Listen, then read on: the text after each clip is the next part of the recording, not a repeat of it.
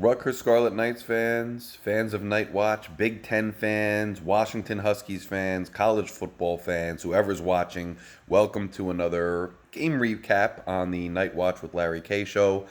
Sorry for my voice being a little bit hoarse. I was at the game tonight and I was yelling, cheering on the defense quite a bit, getting my section going as best I can, so my voice is a little hoarse. I apologize for that. Rutgers escapes a homestand blackout night game against the Washington Huskies, 21-18. A lot of things to kind of break down there. I just moved, so unfortunately, my computer setup, my microphone, all those things are still in the box. I have to work on getting those things figured out, so I will do that, but sorry for the phone video. If you haven't done so yet, I'm coming to you late at night, middle, very late, but I'm doing it for you guys because you consistently support me. It was nice to see other people at the game, and I always, just want to shout out people out there, Ron, Scott, Dean, Morosi, these guys out there who support the channel. It's great to see you in person. It's great to bump into you. So that's always we're a family, so that's great. But hey, if you want to support me more, let's try to get to 600 subscribers. If you click that subscribe button right now, just take a second, just click it if you haven't yet. I appreciate it a lot. Anyway, so first of all, game day production. There were a lot of people in their seats at the kickoff, more than I usually see, more than I've seen at kickoff in years. A little bit into the first quarter, the entire lower bowl was filled. The students were in there very early. The students packed it out. Absolute epic showing by the students. The crowd in general, people were there. People showed up. People wore black. It's probably the most consistent blackout game I've ever seen. There weren't as many little sprinkles of red and other things in there. It was blacked out. It looked great. The crowd was loud. I liked the game day production. I thought was just top notch. The band, the way that the band performed, the way that they did it with the lights and the view from the aerial view of what they were doing. I've seen other universities do that. It's something to aspire to. We did it great. The entire in-game production, from beginning to end was excellent. I do think, some of the organic noise, like we had the fight song going for once. I liked how they had the lyrics to the fight song up on the video to get people to learn it so they can sing it. Haven't heard that as loud at the football games in some years, so that was great to hear. You get RU chants going, you get organic sounds, but the music is almost between every down. I like the music. I think it brings something, an element to the game, but every down, sometimes let the crowd kind of get into it because we were getting loud. That's just my little pet peeve. I mean, the game day production was absolutely excellent. The game itself, Kyle Monungai runs for over 100 yards. Sam Brown with a really nice touchdown run there. But I thought it was interesting. I mean, Washington is a really good team. It's obvious. Their defense was able to, keep us contained on a lot of downs, it seemed like, in the running game. But Kyle would do his thing and break out and run for some, serious yards on certain downs and then kind of pile up 3 yards and 2 yards and 4 yards throughout the game because we wouldn't stop running, which I think was a smart move. But Washington did what they tried to do what they could to contain it, and it wasn't all bad. A lot of mistakes by Washington as far as penalties. You block a field goal and then you start running out onto the field before the play's over. That's an illegal substitution. That's going to get you flagged. Very next play, Rutgers comes back. Ethan Kaliakmanis with the touchdown throw to Ian Strong. You got to capitalize when other teams make mistakes. Rutgers was able to do that. You got to, play off the crowd energy at home and convert points and turn drives into touchdowns as best you can. Rutgers didn't do it every time, but when they got down into the red zone, they did a good job of getting those touchdowns, which was ultimately the difference in the game. Where Washington, breaking off just long runs, great passing, putting together really impressive drives, really quick striking, getting into the red zone quickly, but then, unable to get into the end zone. If Rutgers had an excellent fourth and goal from the 2 yard line, and it was an excellent stand, and Washington just couldn't get in despite all their firepower, missing 2 field goals when it wasn't that far of a kick. Just a lot of things that went wrong for the Huskies at certain points of the game.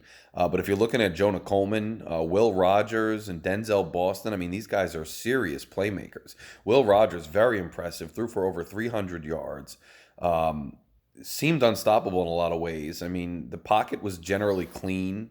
Washington's line was impressive on both sides of the ball.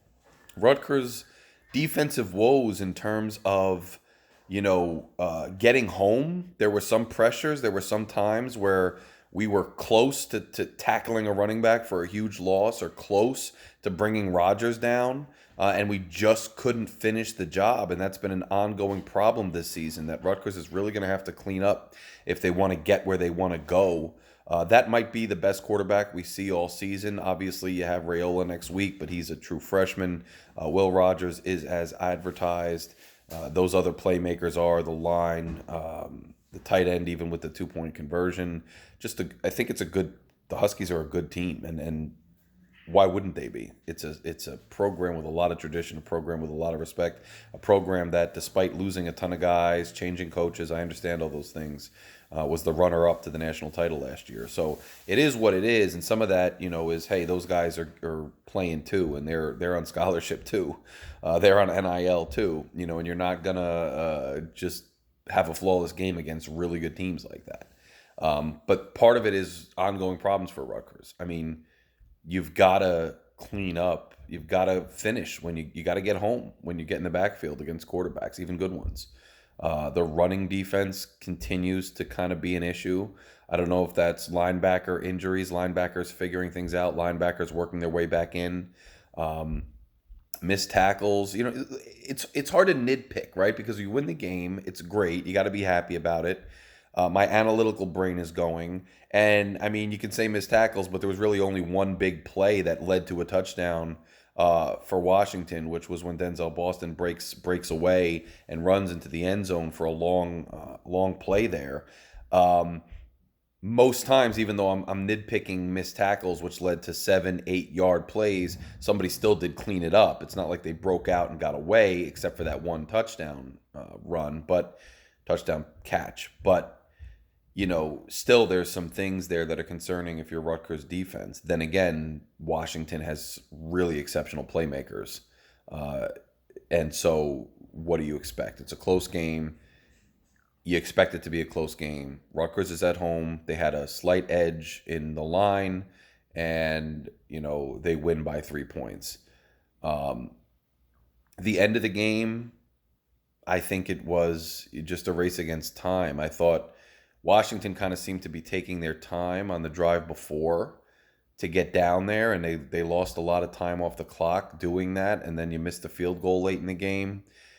They had time to go down and score, and then they had time to kick a tying field goal, but I think the combination of being against the clock, Rutgers trying to play a certain defense, that they knew what they were trying to do, keeping everything in front of them, and yet not giving too much of a cushion, and then Washington having to get out of bounds. It just didn't lead to them getting close enough, I think, to connect on that game-tying field goal. By the time you got to a place where it was that far, after having missed 2, I wasn't that confident that they were going to connect, although it looked better than the other 2 from my vantage point, even though it was still off. End of the day, Ethan Kaliakmanis made throws that he had to, which is what we have been saying he needs to do and what we've been expecting. Early in the game, I thought he had some jitters. It seemed like some of the passes were a little off target, but he settled down and he started putting the ball really in great places. Again, some really excellent throws and catches out there for Rutgers at opportune times. It was an odd day, right? It wasn't a day where Rutgers was moving the ball at will, either on the ground or passing. There were several drives that stalled out for Rutgers. There were several times they had to punt. Yet, for those 3 drives that they scored on, they were doing things right, aside from the one, to Ian Strong, where Washington got an unfortunate penalty for them.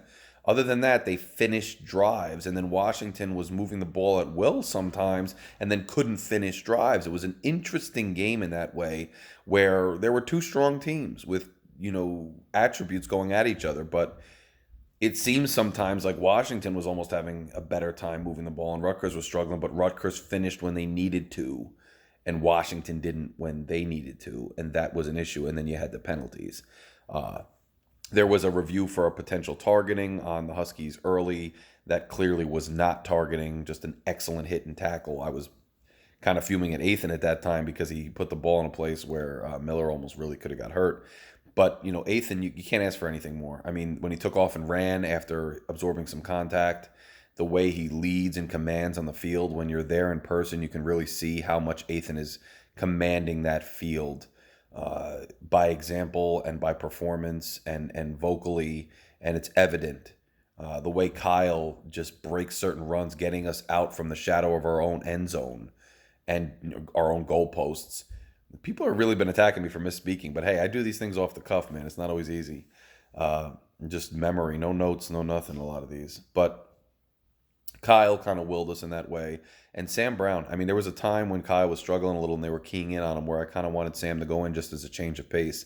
And sure enough, he brings home the third and final game-winning touchdown at the end of it with just barreling over guys and absorbing hits and absorbing contact and just continuing to run.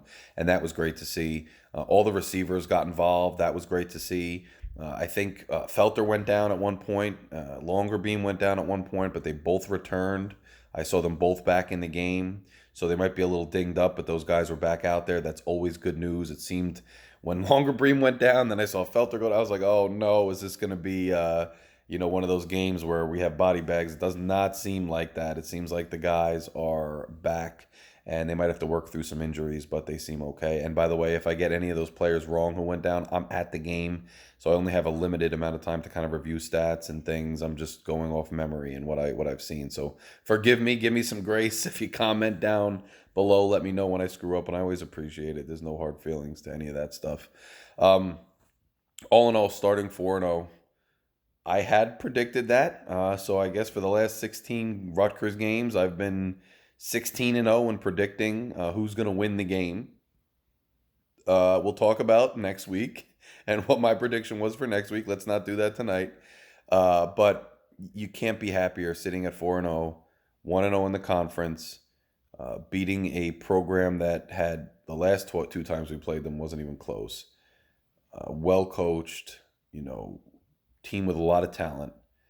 And even though it wasn't always pretty at every juncture, it's still an impressive win in its own right. And not even in its own right, it's an impressive win. And Rutgers showed the reason I started kind of going into that Athan Kaliakmanis passing game conversation is we ran the ball and made certain plays when we needed to in both the running and passing game. And we were able to string drives together just 3 times, really, and it made the difference in the game. And the defense, for all the big plays that were scored on, that were, it's so late, all the plays, that the Huskies were able to execute successfully, and for all the times Washington made it deep into Rutgers territory, the defense came up with stops when it needed to. The defense made certain plays when it needed to, and even catching guys, before they could score and making them earn it in the red zone really paid dividends for Rutgers on several separate occasions.